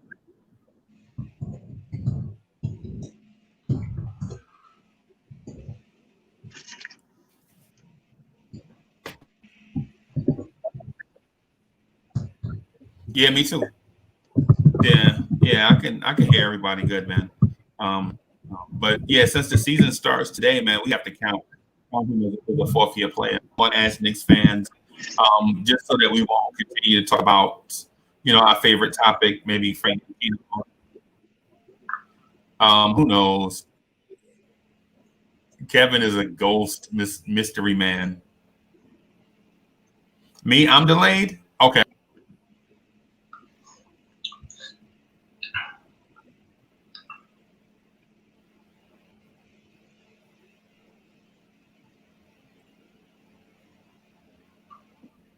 Boost Mobile. All right, can you hear me? Yeah, Knox's option was picked up, so that's for. Hey, can you hear me? That's for his next year's cap hit, I guess. Oh man, where are you driving to, Andy? Home. Oh, okay. Yeah, I gotta go home, and then I'm gonna be joining the Sim Show, the Knicks Weekly, because we got it postponed from yesterday. So Okay, so probably today we're gonna be able to join in. Okay, so Maybe Sim not on is YouTube, having a but at show. least on Sportscaster. So Sim is going to have a show today. Yeah, but today on Sportscaster, yeah, but on Sportscaster, probably Twitter is gonna be on Facebook Live and on Twitch. Okay, on Twitch and everything. Yeah, YouTube is just so screwy at times, man. It's ridiculous, man. It's totally ridiculous. Everything. Hey, real quick, Yeah. Andy. What's your starting five? What starting five do you want to go with? I think it's going to be the starting five that Thibs played, in preseason, the first games. You're asking me for Thibs' starting five or my starting five? Yours. Well, I'd go with Nerlens Noel at the 5, Julius at the 4, RJ at the 3, and I'd go with Alec Burks at the 2, and probably I'd go with Elfrid Payton at this moment, but it would be a short leash for him. He'd get yanked like after a couple of minutes or like 2-3 bad plays in a row. He's out, and he would be losing his starting job probably to Quickly or to Frank, because I feel like RJ could be the playmaker. God. I'm not telling him. I'm not Man. telling that RJ would be bringing up the ball, but I think Thibs' offense won't require a point guard that's going to bring up the ball and have to work with the ball. It's going to be passed out just after passing the half court. That's why even Frank could do it, and I value Frank's defense of these guys. So. Man, what are we talking? Are we really talking about? Okay, Freeze. We understand you. We really talk about Frank, man. No, I mean, I was going to go. Are we talking about Frank Ntilikina? I'm going. I don't know, Freezie, if you saw the episode on Guillermo's show. Freezie, I don't know if you saw the episode on Guillermo's show when Chuck Beast wanted to start some Frank beef. How we put him in line, bro. It don't make them right. Just because it's his show, don't make him right. You know I know.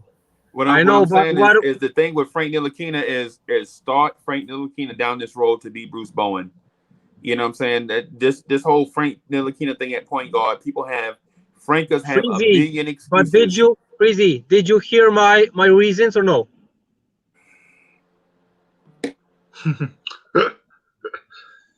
And so I'm trying to find a way to not come off the wrong way, because you're the homie.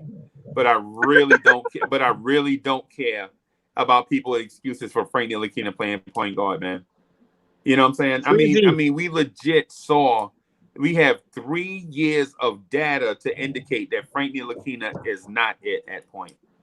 Crazy, but did you hear my reasons? Why would I start Frank in case Elfrid Payton would lose the job? I'm not staying day one. Just did you hear the reasons? Oh, okay. So let's hear the reasons. I told you the reasons. I believe Fizz's offensive system is not going to require a point guard to dribble up the ball and make a play. The point guard basically in Fizz's system are going to pass off the ball just after passing half court. That means you don't have to be a perfect ball handler or whatever. The action starts after the half court. So, and the playmaking will be going through Julius or through RJ. That means your point guard doesn't have to be a creating point guard type. He can be just bring up the ball through half court, pass it up, and go to your role. which can be a shooting role in the corner. Hey, so I just wanted to address George Alvernia. I understand what you're saying, George, and that touche. But my point is first of all, this is not my show; it's our show. This is a family show. Like, this is the show of almost 1,100 people. It's not just the Freezie show. You know what I'm saying? And secondly, man, Frank Ntilikina shows you nothing on offense, right? So a defense can defend 5-on-4 against Frank. You know what I'm saying? That's what I'm saying. Like the whole notion of Frank doing anything on offense is crazy. If that's the case, so if you don't need another guard on the floor, then why not just play Knox? At least we know Knox is a decent 3-point shooter.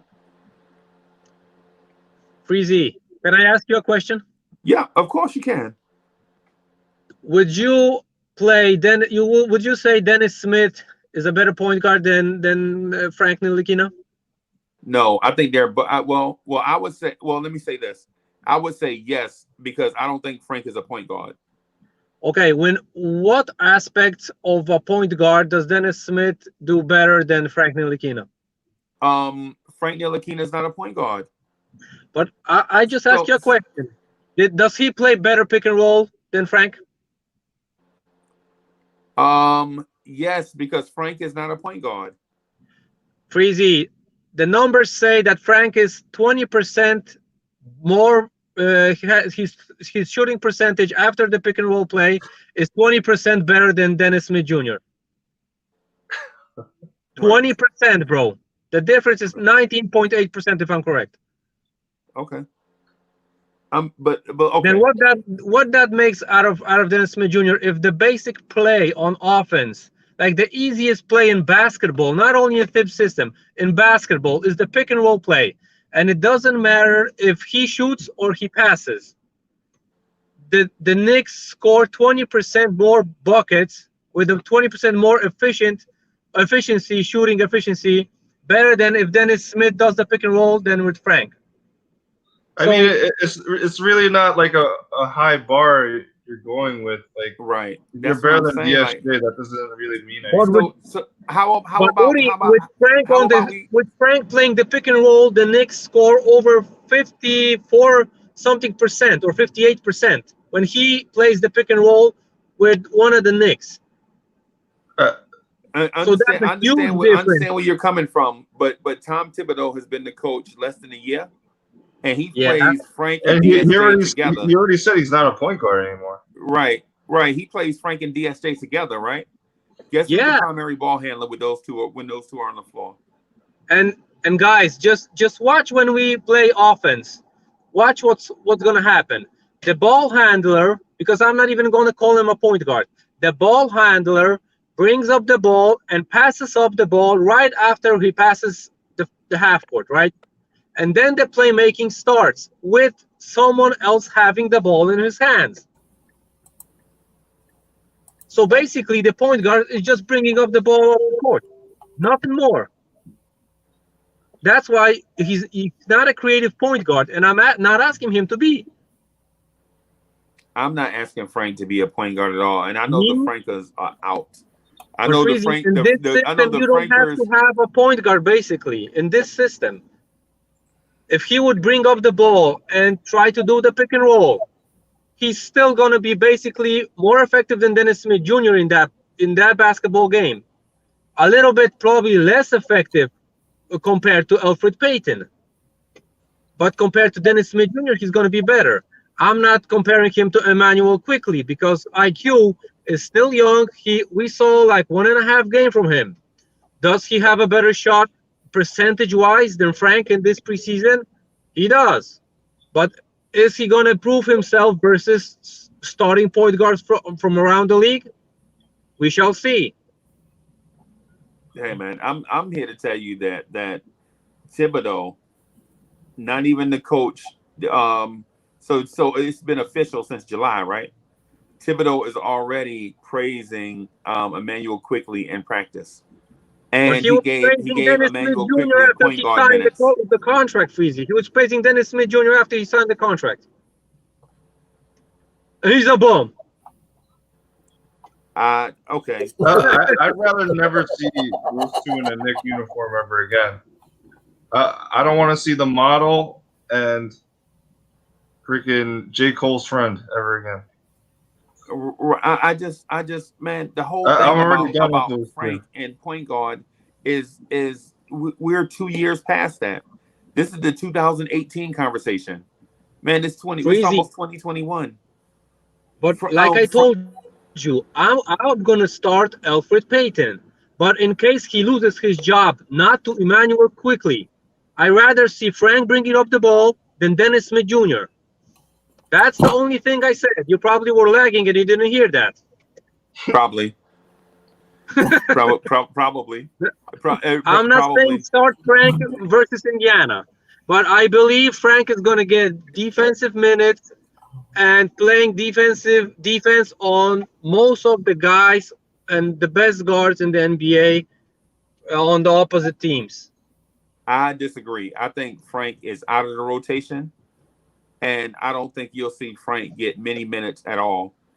I think the emergence of Emmanuel Quickley and Alec Burks shooting and Austin Rivers' health means Frank gets 0 minutes.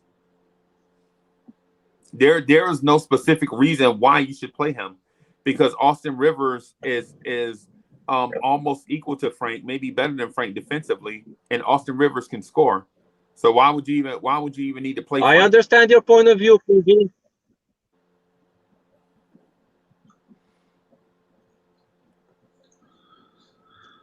Freezie. I understand your point of view. Just Emmanuel Quickley emergence is currently at the pace of Jeremy Lin's emergence. So Franker. That's Franker, bro. don't do that. Man, that's Franker's point always hating on the players at this time. That's your conversation, bro. Emergence of a rookie that has 1.5 game under his belt. No, we're not going. See, that's the thing. We're not saying. I keep saying Thibodeau, Thibodeau, I have 3 years of every Frank Franker keeps saying the games. Pro. I legit keep bringing up Tom Thibodeau. I say Thibodeau says, and Andy and the rest of the Frankers say a game and a half. You know what I'm saying? It's manipulating the point. It's moving the goalposts. I legit said Tom Thibodeau said the kid is one of the best shooters that he's seen, right? And I keep bringing up the stuff that Tom Thibodeau says, who's seen the kid in practice every day, not us, not the Frankers, and Andy and the other Frankers are saying a game and a half. Yeah, because it's a game and a half and a couple of practices. What? What? Okay, so what Tom Thibodeau says has 0 value. No, Freezie I didn't say 0 value, but name me the point guards IQ played versus. Wait. Okay. Colin Sexton and who? And the first game even not Colin Sexton. All right, so listen. I'll concede that point. Right? We don't have to touch it anymore. You win with that. You win, right? But what if Frank Ntilikina had a 7-assist game? What if Frank Ntilikina had 22 and 5? What would the conversation be like? He didn't have that kind of game, so I'm not bringing it up. It took Frank 3 years to get a 20-point game. And it was against the Washington Wizards that had 4 NBA guys and 4 G League guys. So don't try to tell me it was against the Lakers and LeBron and Frank were battling down the stretch. That's not what happened. You know what I'm saying? It was legit. The Wizards had so many injuries they had to call up G League reserves, and Frank got 20 and 10. And then the next game, the very next game, he went 1 for 7. Okay, yeah. Then you're telling me defense has no. Freezie, then you're telling me that because of that 1 or 2 games that you're talking about, he's not worth anything. No, that's not what I'm saying. What I'm saying is Frank's role is diminished. You know what I'm saying? And then plus, every time a point guard emerges in New York, Frank gets hurt. Every time a point guard emerges in New York, to take the spotlight, Frank is hurt. And we can try to deny that all we want, but it goes all the way back to Ramon Sessions, Emmanuel Mudiay, Trey Burke. I mean, it goes all the way. Every time Frank has competition at that point guard spot, Frank is hurt. I'm not denying that, Freezie. Facts are facts, and I'm not going to deny that. Don't forget about his trade line injuries. Oh yeah, I forget. Line injuries. And so I'm not knocking Frank. I like Frank a lot. And what happens is when we have these conversations, the Frankers get this weird perception of me, like I hate Frank Ntilikina. I don't. I just think Frank Ntilikina is not a point guard, and he should go down that road to being a Bruce Bowen type player. And you know, what I'm saying? Not even Marcus Smart. Don't even. I'm not even giving y'all Marcus Smart. I'm talking about legit Bruce Bowen. I'm not conceding anything else outside of that. Sim talked to me about that. He was like, "Well, he can maybe be a Marcus Smart." No. And Freezie, and I totally Marcus Smart has more aggression than most players in the NBA, right? And Frank Freezie is the complete opposite. He's not aggressive. I totally agree with you on that point. My question now: are you gonna keep Frank if he's gonna develop to a Bruce Bowen type, or you're not, or you're giving up like on Frank that he can leave for nothing at the end of the season? No. So the Bruce Bowen type thing, I'm saying start him on that road. I'm not saying he's Bruce Bowen yet. What I'm saying is start him on that road, right? At the end of the season, sign him to a reasonable deal, knowing that he's going to develop into that Bruce Bowen type guy, right? There we go. So we agree. So I would think something fair for Frank is 3 years, $20 million, right? Oh. Anything more than that, say like almost $7 million a year. $7 million a year? Are you kidding me? Yeah, I would say that's more money. I would say that. In Art, the reason why I say that, not because of who he is in year 1 of the deal, but who he'd be in year 3 of that deal. You know what I'm saying? You shouldn't be doing deals like that, because that's what Utah did with Dante Exum. Look how it worked out. Yeah, Dante. Yeah, injuries derailed him. And you know who else gets injured? Mr. Ntilikina. Yeah, you're right. Good point. But good point. So you're telling $7 million for Frank's year is too much for you guys, right? But here's the thing. I don't want to sign Frank to a 1-year deal, under 1 year deal, right? And then have him develop under Tibbs and leave. You know what I'm saying? And then he'll be Bruce Bowen Bruce Bowen for the Celtics. You know what I'm saying? And then we have to face that every year for the next 4 years. You know what I'm saying? So what I'm saying is 2 years under Tibbs should be enough to get him into that Bruce Bowen type role. You know what I'm saying? This 1 year under his current rookie deal, and then a 1 year deal, you know, in free agency. I don't want to do that. I want to do Frank. So Freezie. So basically, you're doing a deal with Frank, 3 years, $21 million, or 2 years, what, $10 million? Do you think he'll sign 2 years, $10 million? I think he's going to look for the years, not for the money, just for the year. Okay. I wouldn't sign him. I'll let him walk. Because you got to look at it. We have 4 draft picks coming in. Is he going to beat those guys coming in? Right. Well, Udi, I believe he's still better than any draft pick we get, unless it's like top 3 pick or top 5 pick, right? So I'm not going to. We're gonna be in the lottery, guys. He's definitely going to be better than any below 15 pick, guy. Definitely. Yeah. Okay. He's not even better than Quickly. Hey, wait, Odie. To your comment about we're going to be in the lottery. I'm telling you right now, Tibbs is not looking for us to be in the lottery. All right. He's not looking for us to be in the lottery. No, but if he came to the job interview and say, okay, we're going to pick up the guy in the next year's lottery, he's not going to get the job. Yeah. No, I'm not saying that. I'm saying like we might not have a choice because our team is. That's another point. That's another point. I agree with that point. That basically we're probably gonna make the lottery because we have a crappy team at this moment. I don't think we will under Tibbs' team. I don't believe we're gonna be in the lottery. A Fizdale team, yeah, most definite. I don't know, man. Hornacek, y'all are selling. All right, so here's my argument. You're selling Tibbs too short. You really are. No. I think He's a short guy. we're definitely going to be better than last year. But that's not a high bar. Oh man! Yo guys, I'm gonna listen to you. I'm gonna grab something to eat, and I'm gonna try to come back. Right? Okay. So right. I'm gonna be listening to you guys to watch it. my brother from Poland. He got off. Okay. Hey. Oh, hey, who is this? Is this the man? What's up, though? What's going on? Hey, man, what's good with you, bro? Hey, man, you know,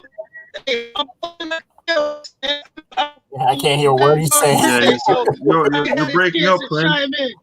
Hey, Prince, you're breaking up a little bit, bro. You're breaking up a little bit. Okay, there. My bad. Still a little bit, but what was you saying? What were you saying? Just was saying, you know, today my daughter's birthday, man. Happy birthday, little Allie. Happy birthday to your daughter, I was man. listening. Appreciate it, man. I've been listening. Like I said, it is, you know, that Frank question is hard, especially after seeing so many people get all them big millions, you know what I'm saying, yesterday. Yeah. Again, we can't continue to let our own homegrown talent walk away. You know what I'm saying? So when you say that, it's like you almost got it. Like you said, you got to throw Frank something. Yeah, Odie, let me ask you this. You saying you wouldn't sign him back, but if you did, how much would you sign him for? The minimum. What's the minimum? Frank is worth more than $8 million, bro. Yeah. Frank is worth at least 10 million, 10, 15 million, bro. At least. I'll go 15. I'll go 15. I'll go 15. I somewhat agree with you, Odie, about the front, but I'm gonna go. I'm gonna go. You talking about total over 4 years? Oh, you talking about per year? You're talking about per year? Not per year. No. For 3 years. 3 years. So I would give Frank like 3 years, 30, 35. 3 years, 33. 3 years, 35. Why are we giving this guy a long-term contract when he's like the 11th man on the team? Because he's the number one defender on the team. That's why. Not. Who's a better defender than Frank? Who's a better defender than Frank, Odie? Yeah, and Odie, small secret. Robinson. Small secret. He's gonna be. Frank is Mitchell is a better defender because he blocks 4 shots a game and gets fouled out. He's a better defender than Frank. I don't believe that, bro. I mean, that's your opinion. I can't argue with that, Odie, but I don't believe that. I don't think Frank is worth more than $5 million a year. There's no way. Hey, Odie, I think you offer Frank something like that. Hold on, Prince. Let me. Yeah, that's not me. I know it's not me. I don't think it could be me. It could be mine. It could be me. Hey, let me end it right here and start all over. I'm get better. All right, so I'm gonna just end it. Y'all bear with me for a second. Okay. I'm gonna start it all over. See if we can reboot some stuff. Okay. What's going on?